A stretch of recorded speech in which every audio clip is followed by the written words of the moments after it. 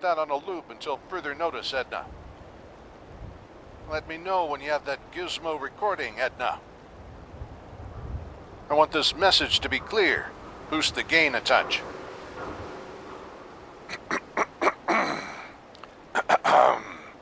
Attention, all Wastelanders, Vault Dwellers, and Brotherhood operatives. And any other freelance operatives in the Commonwealth looking to earn a generous sum in caps. Come to the Memory Den in Good Neighbor to join the exclusive beta test for what will be the most immersive electronic entertainment experience since Grognak the Barbarian versus the Elder Trolls. My associate, Dr. Amari, assures me the beta test is both exciting and, well, within acceptable safety standards. That's the Memory Den in Good Neighbor. Raiders, chem fiends, and persons with severe cranial mutations need not apply.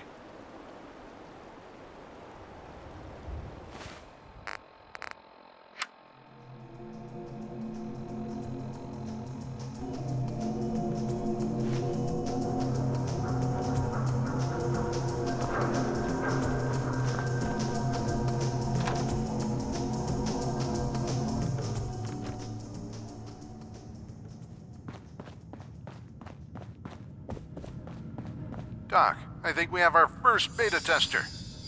I had hoped you'd be the first one to try this. Me and the Doc have everything set up for you.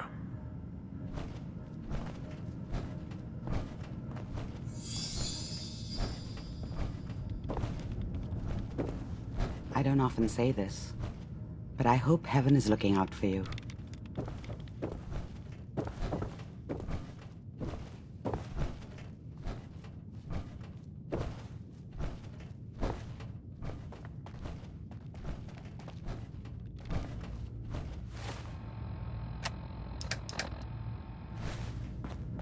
Amari says this modified lounger will work like any other Memory Den experience. You just lie down, and the machine will bring you into my magnum opus. It's a simulation of someone's memories, rather than being directly pulled from a live brain. It's a little buggy.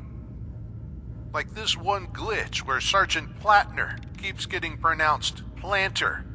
Dr. Amari suggests it's something to do with the hollow buffers, but between you and me, I think she just spelled it wrong during initial data entries. But you'll be able to move around inside the sim and even interact a bit. Are you ready to begin? Why this?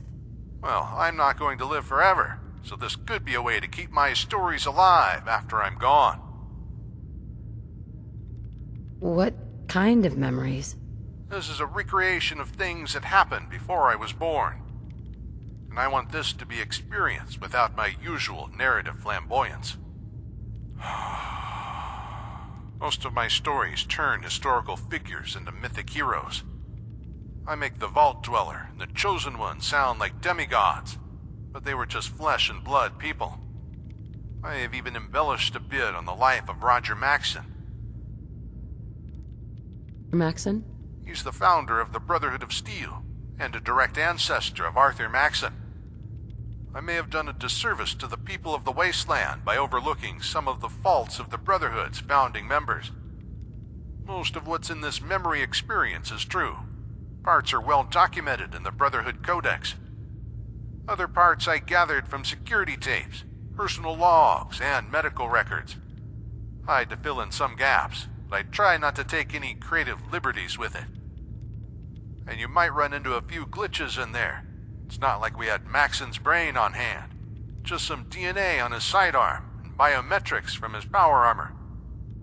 But I still think this story needs to be told, warts and all, and you should be the first to hear it.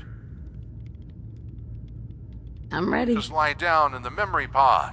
The doctor will start it up for you.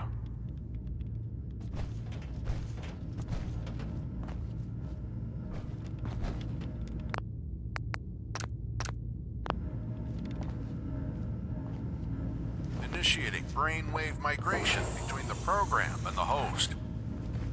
Connection established.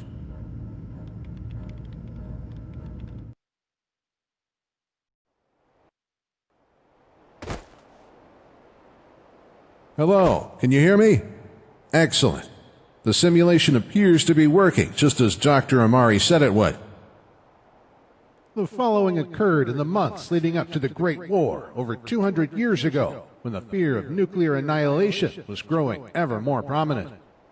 You'll be witness to the origins of the Brotherhood of Steel and how Captain Roger Maxson, ancestor of Arthur Maxson, came to be its founder and first High Elder. See if you can find the first event node I've set up for you. Should be just ahead.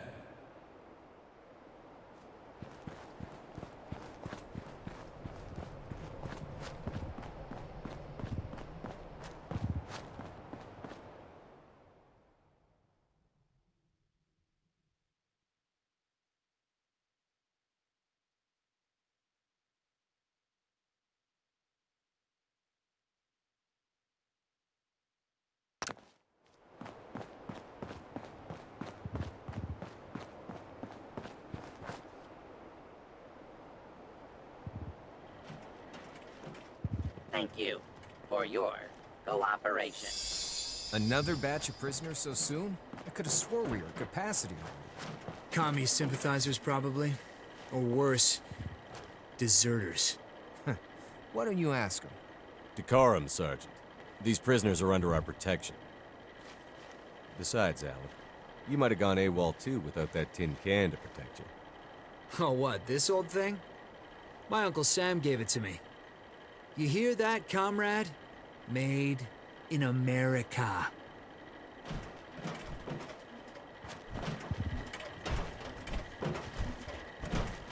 The men serving under Roger Maxson likely fought alongside him during the Resource Wars. Needless to say, they would have harbored no love for the communist Chinese or those who sympathize with them. Roger Maxson was second in charge of a security team assigned to guard Mariposa. The Codex doesn't explicitly tell us what year Roger was born. We can assume he must have been about 27 years old at the time, given the median age of captains serving in the U.S. Army before the Great War.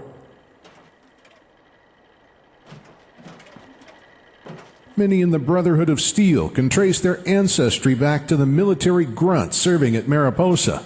In this, they take great pride.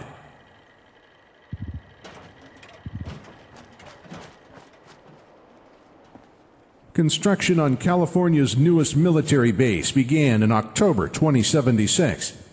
Someone high up in Washington must have had a reason for speeding things up, because it was completed no more than a few months later.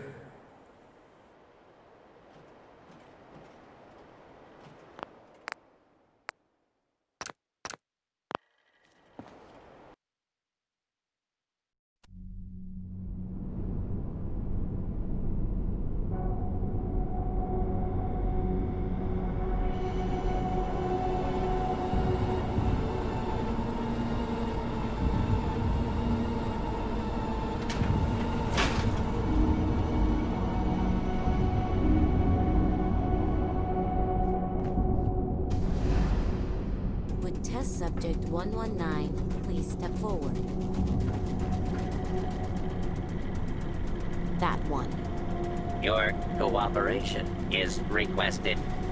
Do not be alarmed.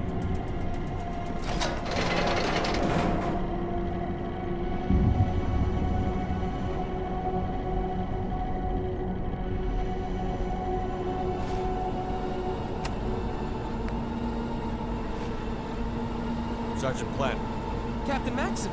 Sir! got a new group of prisoners coming in. Any room? Yes, sir. Plenty of space for them. You're at the end of a double shift, right? Everyone would rather be at the front gate. The other guys just don't like playing prison guards, sir. Who did you relieve last night, Sergeant? That would be... Lieutenant Santangelo, sir. As you were. And Planter? Radio me when they bring that prisoner back out. Yes, sir.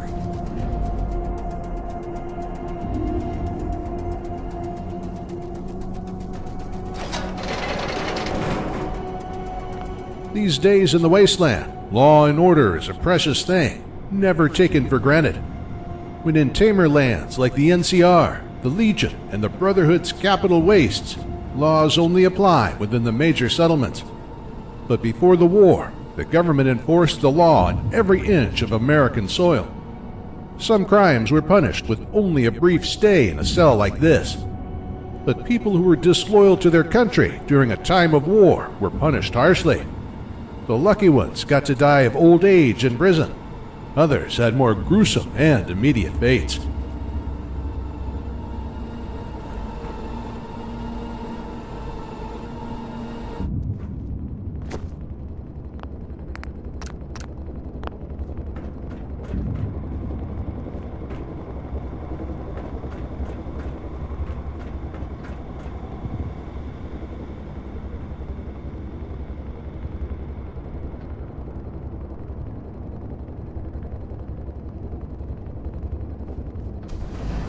And you were on guard duty last night?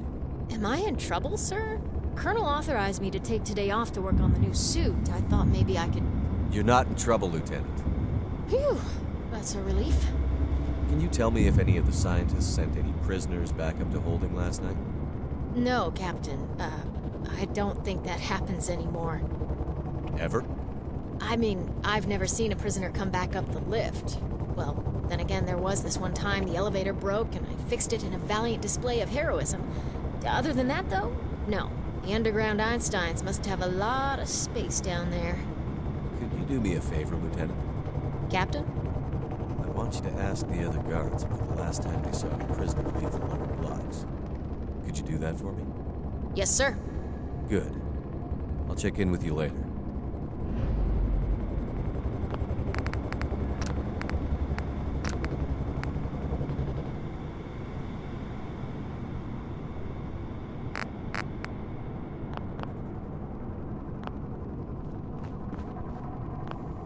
These suits were intended for the front lines, where they would go up against Chinese tanks, combat robots, and masses of infantry, using firepower soldiers couldn't carry otherwise.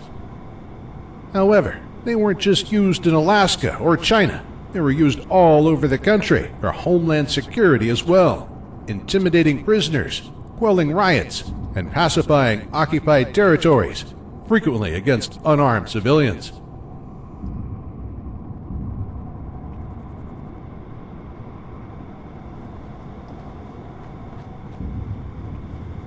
Look at that! A brand new suit of T-51B armor shipped straight from the factory. The 51s were the best line of pre-war armor. Some say the 60s were, purely because of the armor plating. But these were fundamentally upgraded T-45s. The bean counters in the Pentagon rightly wanted to keep the 10-year-old suits in service, but they inherited all the same problems of suits using last-generation tech.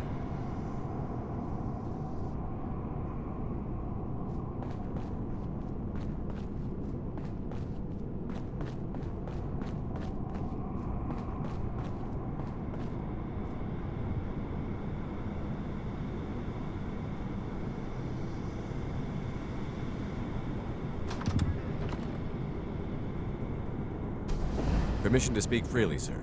Denied, Captain. I know what you're gonna ask, and I can't tell you any more than I already have. The less we ask, the less we leak out to the Chinese. Now, do you have any questions I can answer, Roger? We keep bringing new prisoners onto the base, but the commissary says we aren't using any more food than we did a month ago. By my count, we should have been feeding 100 more mouths for the last month. Should I notify the... You're clever, Maxon. I'll give you that. You should consider getting into politics, son. America loves a war hero. Ah. You know, those patriotic prisoners have volunteered to aid the defense of the United States in exchange for a reduced sentence. Given what's happening around Beijing, I'd say they're the lucky ones. Colonel, we don't know what's happening below. But don't you think we could all be held responsible if... Don't make me pull rank, son. If I knew anything, I couldn't tell you. So do ask, but don't investigate. You and the rest of your Alaskan band of brothers have one job. To keep your eyes fixed on that front gate. Lady Liberty wants us at the ready. Yes, sir.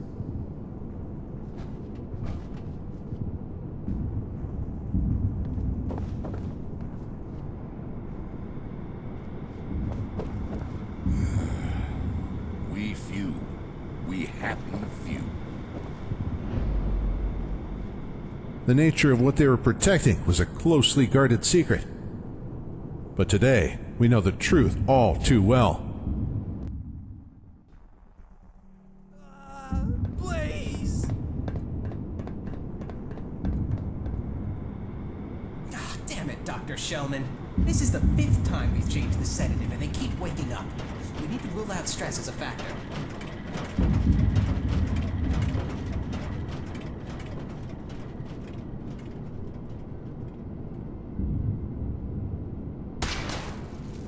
The Forced Evolutionary Virus, or FEV, was Mariposa's dark secret. Its effects can still be felt across the wasteland today.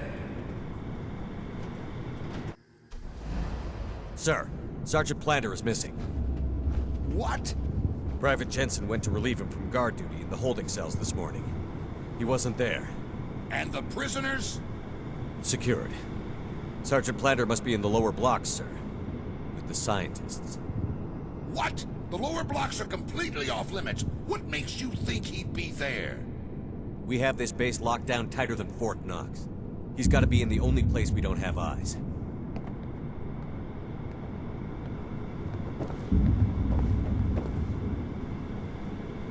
Calling Dr. Anderson. This is Colonel Spindell. Dr. Anderson, this is Colonel Spindell. Please report. Dr. Von Felden, Dr. Anderson, this is Colonel Spindell. Report. Sir, allow me to... Captain, I want this base on lockdown until further notice. No personnel enters or leaves without my direct authorization. Do you understand? Sir, I... Dismissed, Captain.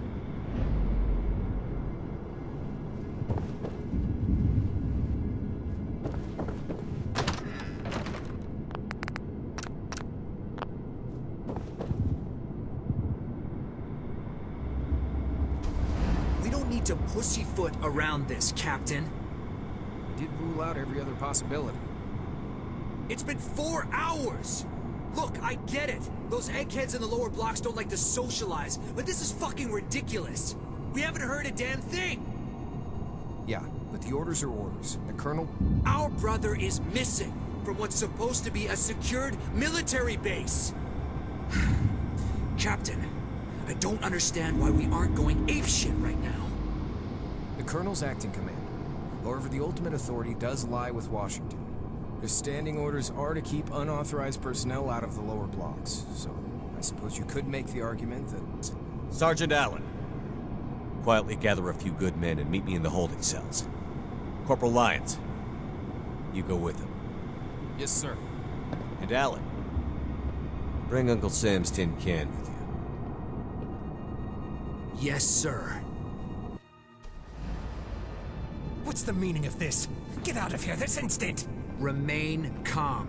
This is military business. Someone get the Colonel down here immediately. How did you get past the photonic resonance barriers? Who's the commanding officer here? Captain Roger Maxson. Doctor, I believe one of our men might have stumbled into this part of the base. I'm here to retrieve him for punitive action. Then we'll be on our way. Our work is classified beyond your pay grade, Captain. You do know you could be court-martialed just for looking at it. For looking at what, exactly? That's irrelevant. You're interfering with the security of the homeland, Captain. Right now, you're interfering with the security of this base, Doctor, which is my responsibility. Now step aside and let us do our jobs. What the fuck?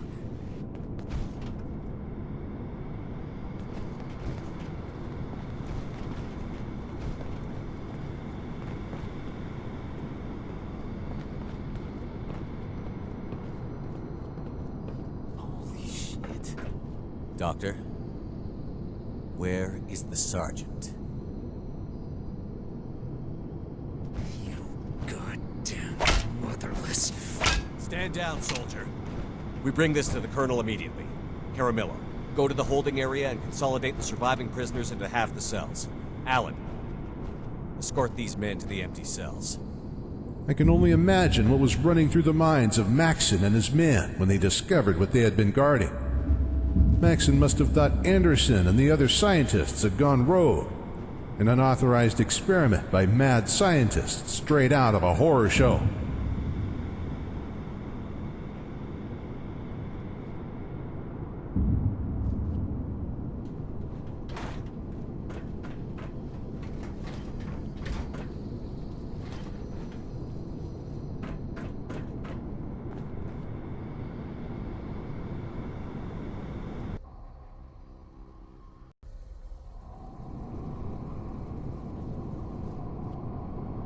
Aye, Roger Maxon. Captain, serial number 072389 have started this log because it doesn't look good for any of us. And I'd like for people to know what really happened here. All hell broke loose when we finally discovered what those scientist bastards were up to. The Colonel has locked himself in his office and seems to be having some sort of breakdown.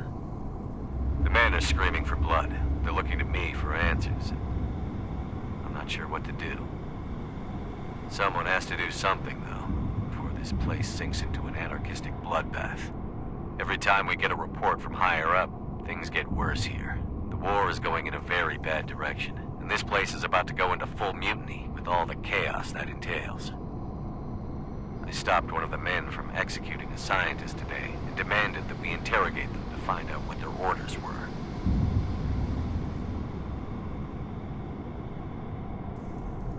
For the last time, Captain, I know what you saw, but believe me when I say it's not what you think. We could all be brought up on charges of treason if I say more. Does that not bother you? Fine. Let me put it to you this way, Captain. We're working to save the human species. That green goo, as you call it, allows us to seize control of our fate. We can control evolution, direct it to save ourselves in this war. Imagine a world without fear of biological weapons. An American race whose potential is not hampered by flaws, but enhanced by them. If that's true, then why not have a taste of your own medicine, Doctor? Maybe you'll be enhanced. No, don't open that. Why not? It's a cure. If it works, I'll make a toast to your good health and take a shot myself. It's been unpredictable. We need to eliminate variables until we understand the effects better.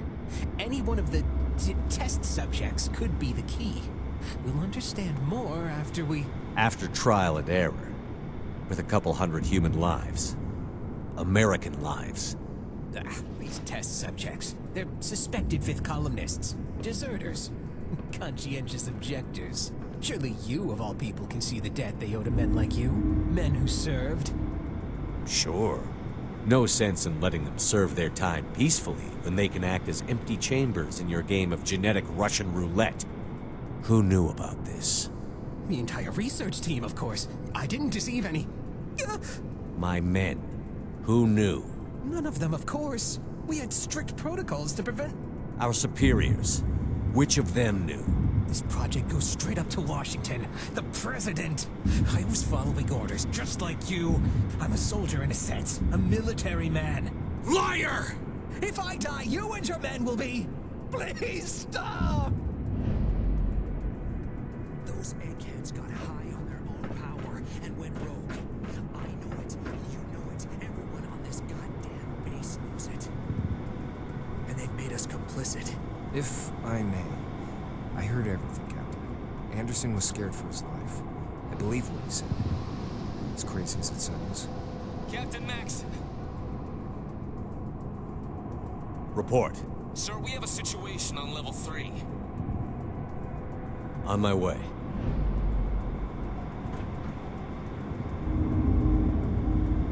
Russian roulette. At least a person has a 5 in 6 chance of surviving that. Taking a sip of FEV, well, that's like playing Russian roulette with a bolt-action pipe gun. FEV really did have its roots in a cure. The Pan-Immunity Virion Project was intended to alter Americans at the genetic level so that they would become immune to enemy biological warfare. But eventually, the project became an attempt at playing God, remaking man at a genetic level. The vats at Mariposa were supposed to turn soldiers into superhuman killing machines. The scientists never managed to perfect the process, but the master did.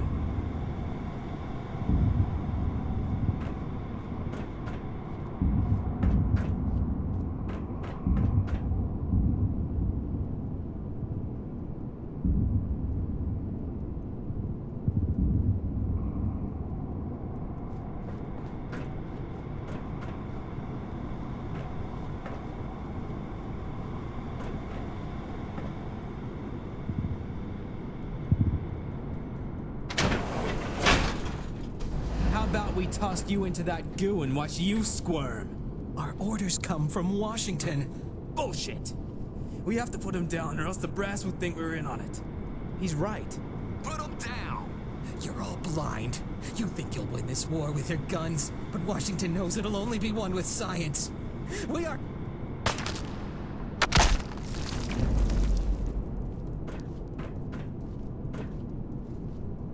I was only following orders, the excuse used by scientists for their experiments, the solace of Mariposa guards. It was the only thing they could use to defend themselves in the court of their own conscience. No other court would prosecute them.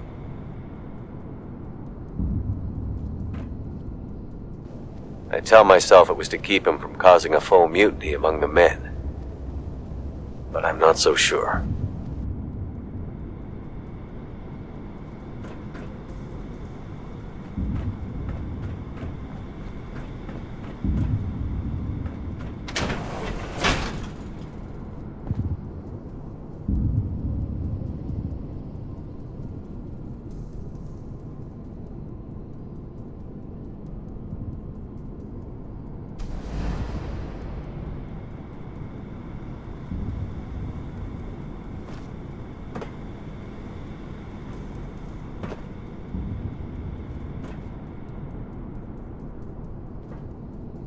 Sir, I need you to come out here.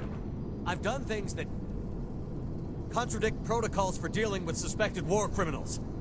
You have to relieve me of my post to show the men that there's still some kind of order here. Washington hasn't said anything, sir. I don't think the brass can spare a general to come down here and clean up this mess. Robert, please say something. Sir, we're gonna knock down the door. If you can hear me, please stand back. Roger. I'm sorry.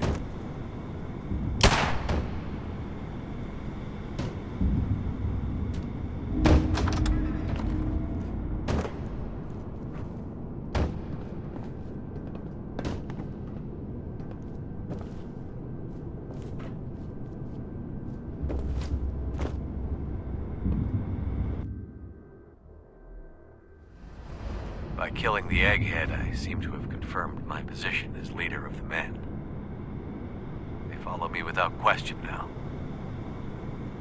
The interrogations invariably end up being executions. Shellman held out the longest. No. We want the whole truth. At what point did you and your colleagues go rogue and decide to play mad scientist? Let me ask you something. Do you think the new plague was a natural occurrence? Countless American civilians died because of that virus. It was Chinese biological warfare. And how does that differ from the suffering you created with that man-made virus down in the vats? In that we're saving the many by sacrificing the few. Do you think we relish our work, Captain? Most of my colleagues have been working on a cure for the new plague for 20 years and had nothing to show for it. That's 2 decades of pestilence. Thousands dead because of their failure. Our failure. The Black Death lasted half that time, you know. So, if we can't cure Chinese diseases, then the only recourse is to make ourselves immune to them.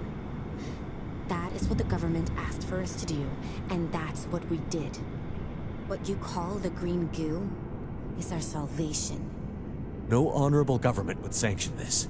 You honestly think you're serving an honorable government?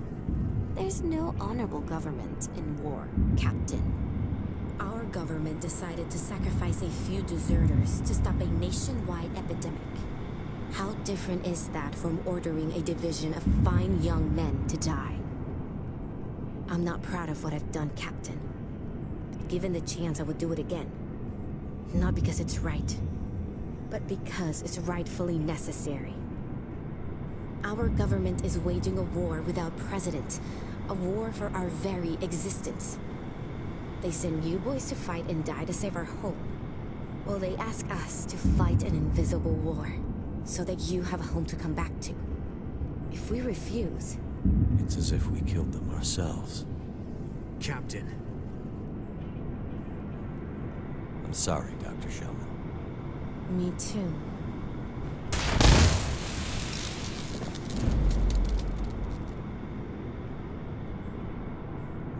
The Great War lasted a matter of hours, but it was the culmination of decades of conflict. Before the bombs fell, there were the Sino-American War, lasting 11 long years, the European Civil War, and the wars in the Middle East. The Resource Wars lasted a generation, which witnessed endless conflict using ever more refined weapons, armor, and robots. A generation praying for a place in the vaults, just waiting for the end. A generation that lost hope.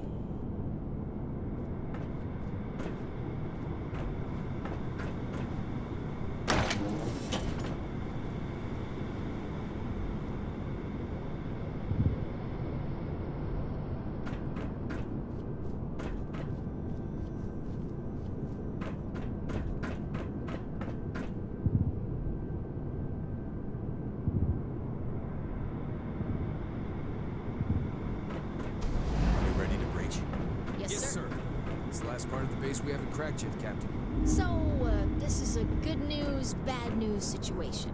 I managed to hack the terminal, but, well, it likely alerted the scientists inside. Look alive, everyone. The goal is to extract Sergeant Planter without injury. Lieutenant, on my mark. Breach in 5, 4, 3, 2...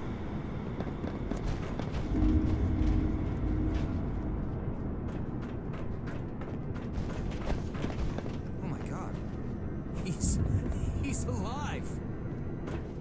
Planter!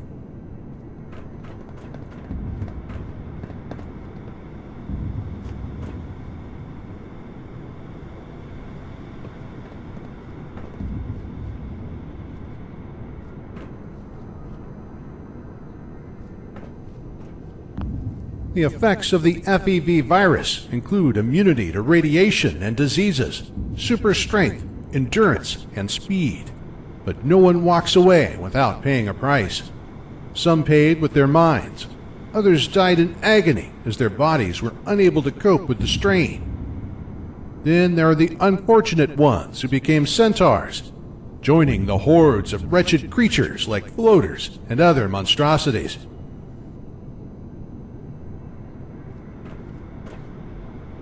Mariposa was a secret government facility, but it seems it was built by the lowest bidder. What passed for state-of-the-art electronics was all too easy for a talented hacker to defeat and control. Wanted to take control of the force fields?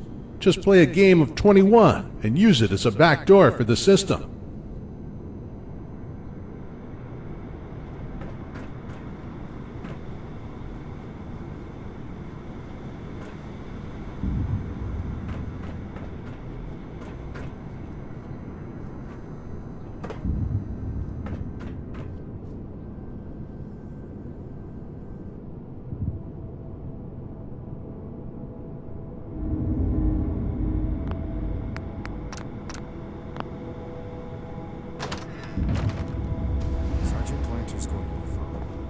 We've been incommunicado for days now, Sergeant.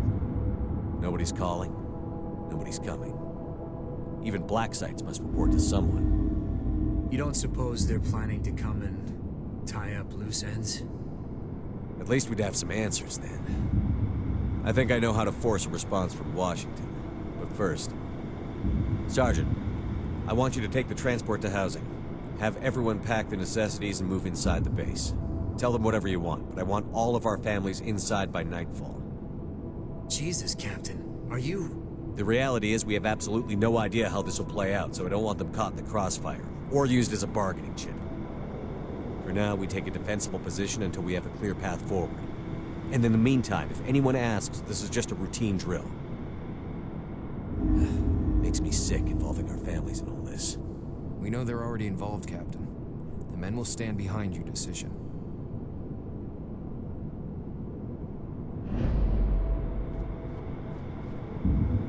The civilians stationed at the base included Maxon's own wife and their son. He had no idea that he was creating a dynasty that would last for centuries.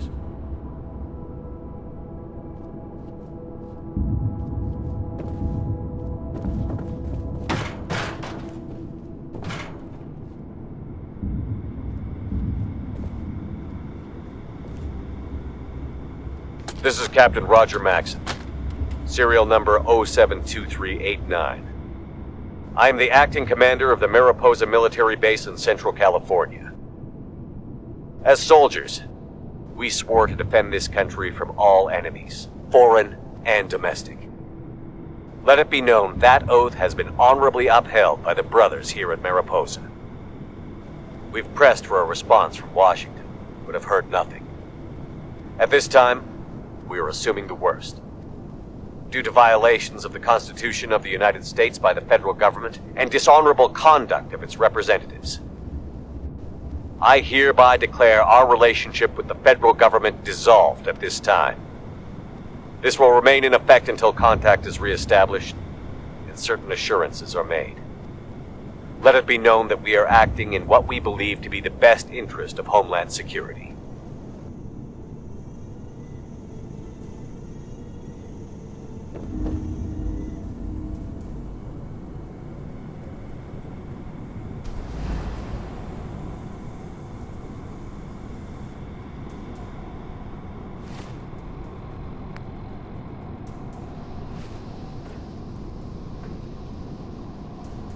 What the hell is going on?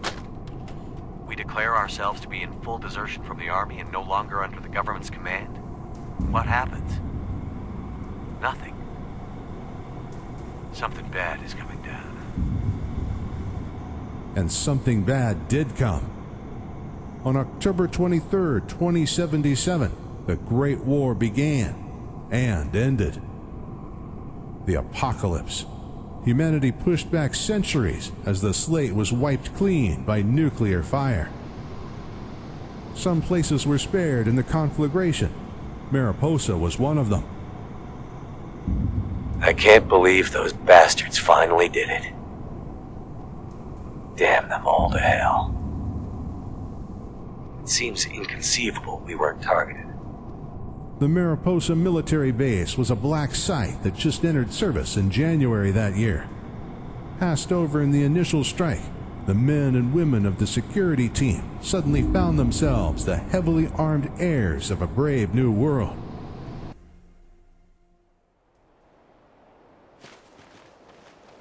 Sergeant Planter volunteered to go outside today to take specific readings on the atmosphere. It seems the radiation hasn't spread this far. Since he was wearing his power armor, there was no threat to him from radiation. But if he had been exposed, he would have had to be exiled. We don't have adequate decontamination facilities here. I convinced the men we should bury the scientists. I don't know why. Perhaps it was to ease my conscience. I finally started to believe their stories. The last one was dying.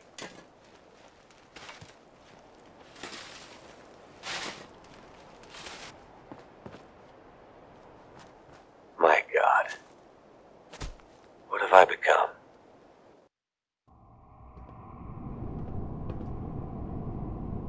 I've recruited civilians to do jobs my soldiers are too busy to bother with.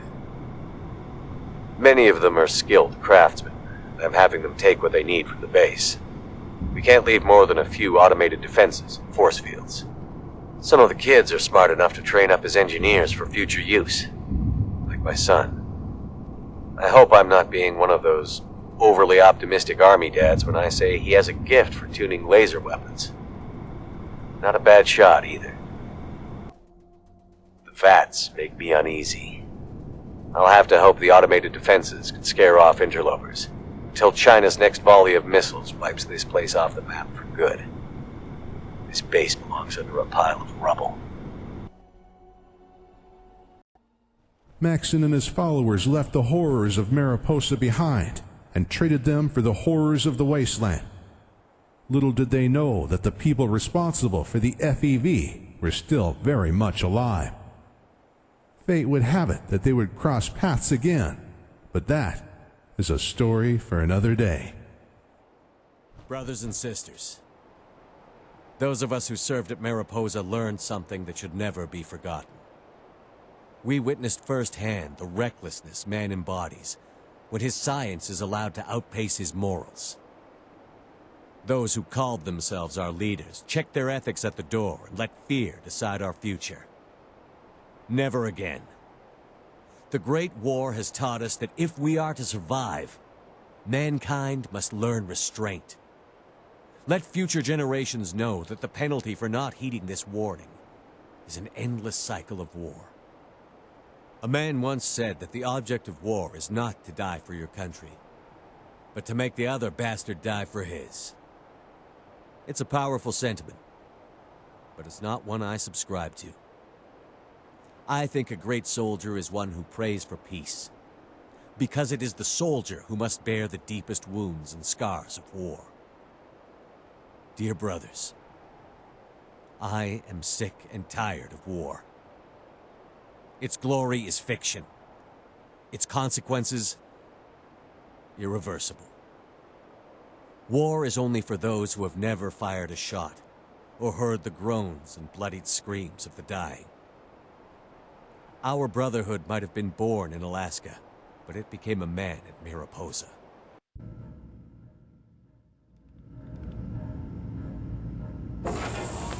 After Maxson left the base, it was torn apart by mutants. Then the Vault Dwellers set off a nuclear warhead inside the place. But Maxson did record his thoughts at the time. I also have access to his armor and sidearm that you saw in there. Neuroanalytics from the armor and genetic memory from blood samples on the gun helped me reconstruct the rest of it. As you saw, the Brotherhood was quite different at the start. So that's it. The Brotherhood you see here in the Commonwealth is just one of our chapters, and Arthur was just one of many elders with the name Maxson. Although the West Coast chapter adheres to Maxson's ideals more closely than the East Coast. I hope you get a chance to see what California and the Mojave are like someday.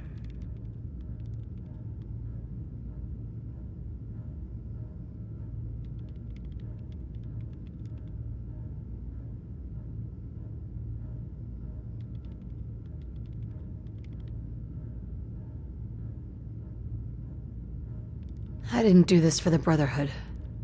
I did this for myself. At least now you have a greater understanding of Roger Maxson. You may even know him better than some of the people in the Brotherhood. I have something else to share. I mentioned that I got some DNA from Maxson's sidearm and his power armor. Truth is, I borrowed them from the Brotherhood. I don't think the Quartermaster knew what they are. Must have thought they were just obsolete tech for the scrap bin. But I noticed that you have a knack for wearing power armor. And I think that you can appreciate the significance of Maxson's suit. It may not be a state-of-the-art T-60 like all the kids are wearing these days, but some of the old models are a bit more versatile. I'd rather see it with you than gathering dust in a Brotherhood storage locker.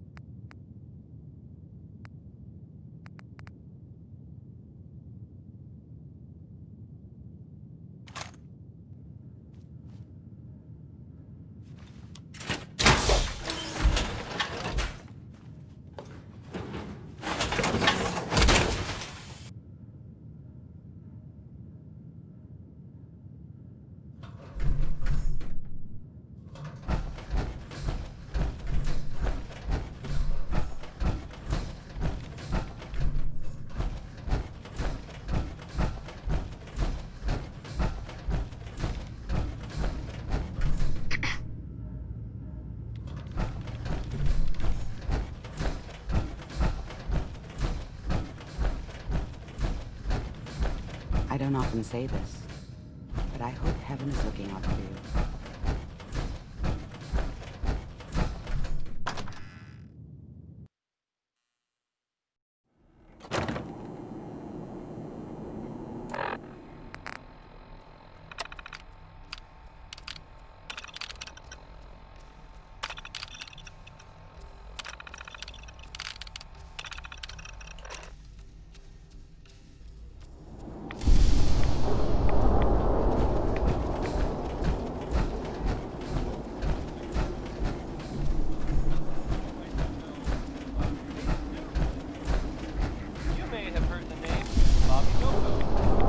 Believe you eat that. Only one thing worth buying in a dugout in. Can you believe today's Christmas?